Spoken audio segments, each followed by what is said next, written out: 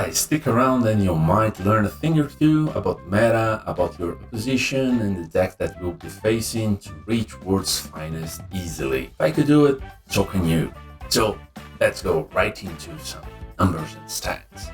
Well, this season 3 I haven't played all that much, but I have played enough, I guess, where I could understand a little bit better about what's going on. And well, a lot of people say that you are facing only the same opposition. That was not my experience. I have faced almost 300 unique opponents during Season 3. That means that I'm facing new players all the time. There's a constant influx of new players into the game. And that's because the game is awesome. It's pretty cool, pretty nice to play the game. You'll be enjoying yourself a lot. The devs have done a great job doing that, providing a good balance in the game. There's a bunch of decks that you can successfully play in the ladder. So yeah, it's pretty cool, pretty unique. And what about my top 10 players that I face the most? Who do you think those guys are? Well, I'm gonna give to them a shout out here. Those are the guys that I play the most. They are not necessarily in the top 10 on the ladder, but they enjoy the game a lot and they play the game a lot. And those guys were the 10 that I faced the most. Out of that top 10, who do you think I lost the most? Well, you got that right. This guy right here. And who do you think I won the most against? Well, you were probably wrong. It was this guy right here. And how did I do against the actual top 10 on the ladder? Some might think that I just win against weak opponents and I don't win against the strong opponents. Well, this is how I did against all top 10. Remember that I was number 4 by the end of the season, that's why there's only 9 names there. And my overall rating against all of them put together is this.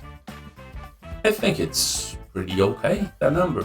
It's pretty solid, nothing crazy, one way or the other, and it just shows that you can do it too, man. It's not that difficult. Now something else that's a lot of rumors in the community, that you only face the same faction or the same leader. First of all, this is how much I have played against each faction.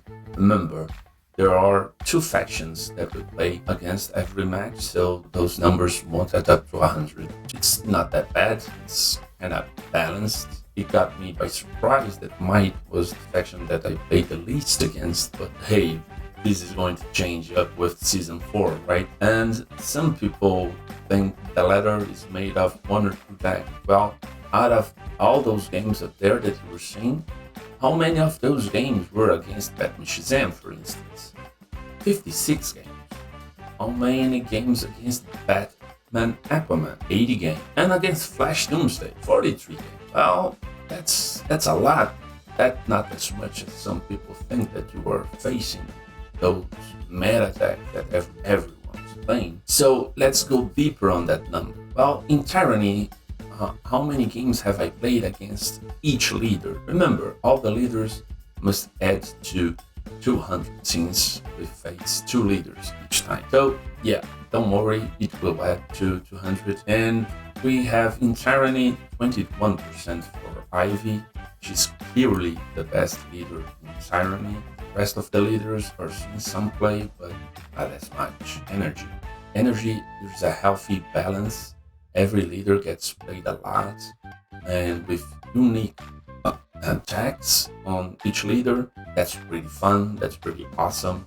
We wish every single faction was like that, but unfortunately it's not. For Tactics, that's where the most weird numbers come from. Batman being the best leader overall, and everything else kind of extremely low, but that might change with the recent patch, and Batman being nerfed a little bit, some other leaders being buffed up a little bit. Let's see. Might, well, Aquaman was already the best leader in Might, and with the latest patch, for sure, it will continue to be the best leader. Well, I think that they have to do something to spread the love within the Might faction, but it is what it is for now.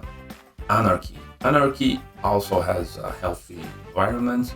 Remember, Black Manta came extremely late into the meta, so his stats there doesn't mean a lot. But for the most part, we have Joker, Doomsday, and Harley being almost equally played. That's pretty awesome. We just need a little bit more love with Batman Who Lives. Who knows, maybe that Appetite for Conquest nerf will deliver just that. Maybe it needs a little bit more. I'm on the side that it needs more, but let's see. So, if you want to know more about a meta and decks to play to reach World's Finest, please go right on this video where I made a deck tier list. There you will find what decks you should be playing to reach World's Finest fast. Thank you very much. Like, subscribe, and leave a comment. Until the next time, bye bye.